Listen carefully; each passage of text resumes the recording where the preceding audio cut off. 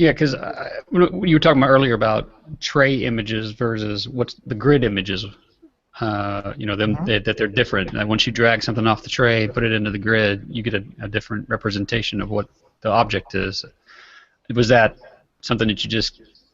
That was something that came out of a need. Okay. So I edited this editor in 2 stages. There's an older version that's available on the Git from last week, and then the one I'm going to commit this week. And if you compare the two, you notice that I don't have, in the old one, I don't have the concept of drawing something different from what's on the tray. But this week I had to add before the show, I needed to add the tracks. I had not put those in yet. And I realized, I'm like, oh, the tracks are kind of tricky because I want to show here that this is a horizontal or a vertical track, right? Vertical, horizontal. But I don't really want that to be here. I don't want that to be there because I'm already going to have to draw another piece for the track. It'd be kind of confusing. So I said, why not have a cheat shortcut that says use this image when drawing it here, but use a different image when drawing it on the grid. So that would totally work out. Yeah, because it seems like you can make plans, right? You know that you've got 8x8, and you can know that you're going to need a tray for images, and then those types of things. But then when it comes down to it, there's those little nuances that you couldn't have known ahead of time unless you've created one of these specifically before and had already run into that. But I have created these before, but yeah. Even then, it's hard to know all the details in advance. The thing I would tell people is approach your editor, set it up, then create a couple of the drag and drop parts or whatever it is, however you're going to implement this bit. Do a couple of them and then see how that feels and see how your code is starting. How long is it starting to be? Does it look like it's something that you can sort of cut, copy, paste now and make minor tweaks? Is there some way to make that more efficient? And then go back and rewrite it. Do it again. Because you'll have learned something the first time, but you won't have invested too much. So don't be afraid don't be afraid to refactor. Yeah, absolutely. Refactor. This is one of those cases where I do encourage early refactoring because you don't want to go too far down the path with your editor and then go, oh man, this is really getting to be a drag where I have to do all these steps to add a new piece, and well, I've already got 64 pieces in there. Now, do I go do it all again, or do I just live with it? So. Okay. Well, I'll tell you the one thing that I want to point out and encourage everybody to wrap their head around is that this is an editor that you created specifically for the game that we've been working with. It's an example of how you've put this editor together, but it's not intended to be like an end-all be-all editor, right? It serves the need. It's an example of how to put together an editor. But your editor, whoever's listening, will be different. Should be different. Sorry, I had myself muted. Absolutely. Every editor I've ever made for any game that I've used for Corona, they've all had like common DNA, but many, many differences. Okay. Yeah. So there you go. They're not. It's not a. You don't look at this as like, oh, that's what my editor should look like. No. It's just an example. It's something to get your juices flowing and help you to see what an editor might look like. This is not even the most efficient way to make an editor, but it is the most straightforward way to understand the interactions that we were trying to achieve, and that's why I wrote this one that way. I wanted people to be able to pick up the code and say, to touch listeners, okay, I understand that. I can see what's going on here. Oh, you're just purging the whole thing. Okay, I can understand that. And then you're redrawing it every time. That all makes sense. There's no, like, secret sauce in this. It's no tricky coding. About the most secret sauce you're going to get in here is that little row column trick I did. That's it. Okay. Now, just to bring us back to the beginning of the show, you said that this you felt like this was kind of wrapping up the game that we've been working on. I feel like we've taken this game as far as we should take it.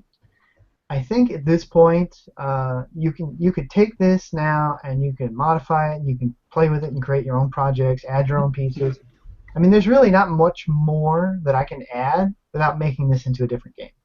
Yeah. Well, now it becomes very specific feature requests or things like that, which are not necessarily as universally transferable to other games, and based on the framework of the code or whatever that's already been put together so far, right? Does that making sense? Yeah. Something like that. Also, I've really been jonesing to. I get bored doing the same thing over and over. So I really wanted to take this and say, all right, no more touch inputs.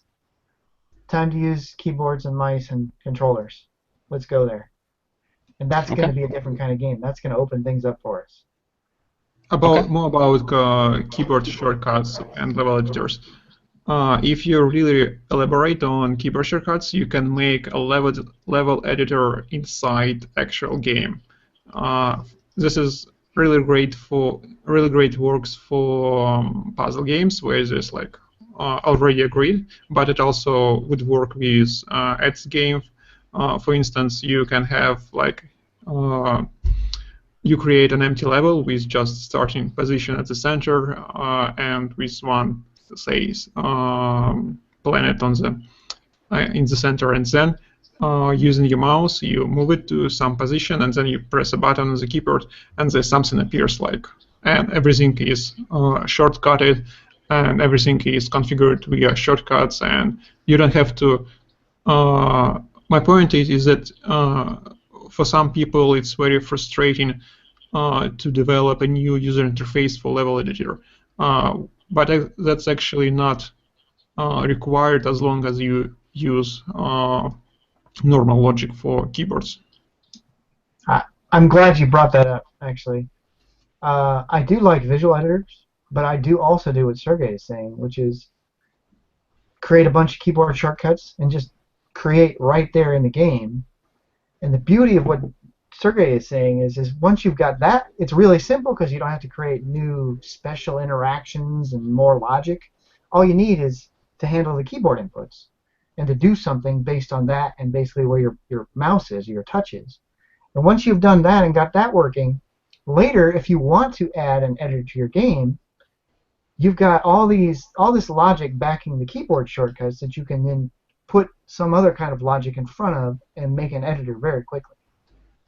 Yeah, you make me think there's something similar I've seen people do where they, the game, all the game pieces just sort of are there on the screen, and then you just touch them and move them around. Maybe tap them a couple times to rotate them, and then you're really the game editor is the game interface itself. That way you don't have any special UI or anything. You're just looking at all the objects that you would normally have in the game anyway. Yeah, this is very much the way I showed it, is more like a tool. Yeah. I'm sure we could spend a whole series on tools because at this point now, like you said, you're outputting a level file that's showing up in the sandbox. But we've seen a few years ago, Rob Allison did one that was an online editor that saved all the information, and then when you opened up the game, you could put in a code and you could pull in your editor that you created online. So you can get really fancy with this. I'm sure we could, even pull something off with Chromium or something like that using, back-end server, and the app is the client, and get really jiggy with it. But I think this is good for now, for sure. Jiggy. Jiggy we got. So before we go, I know we're already past the time, but I just kind of want to set the tone for future shows. So in future shows, we're going to be doing some kind of new game, which we haven't really agreed upon yet. But it's definitely make a game for Steam. Go ahead. Make a game for Steam, desktop game. Well, it's going to be a desktop game. We're making a desktop game next time. Oh, cool. Yeah. So we'll still mostly run it and view it in the simulator, but it will be ready for export to desktop. We just won't go through the whole step of exporting it every show because it takes time to do it and go locate it and load it and run it. I mean, it's not a lot of time, but everything that you can do in your desktop in the final version, you can do in the simulator for testing. So we'll do that, and then it'll be ready for export to desktop. Cool. Well, also joining us next time will be Tobias Zarlez, a.k.a. Tobias Marks. He is the game evangelist at Microsoft. So we're going to talk with him about all these great things that are coming out. I mean, we'll talk a little bit about Visual Studio and using Corona cards, and then we'll do maybe we'll even get to talk with them about Surface 4 if Microsoft does indeed announce that tomorrow, which is rumored that they will. So we'll see. We'll see. It could be an interesting discussion. But I want to, since he's the game evangelist at Microsoft, we want to pick his brain and see what's kind of on the horizon there, and just have a good conversation with him. So we'll do that, and then we'll also try to do introduce this new development series that we'll be working on. Yeah, it'll be some kind of random. We won't have anything really like here's a new game. We'll probably just be playing with ideas at that point. Yeah, right. Exactly. Okay. All right. Well, guys, thanks for being here this week. And remember, the code for this example is going to be available for download, so check the show notes for the links.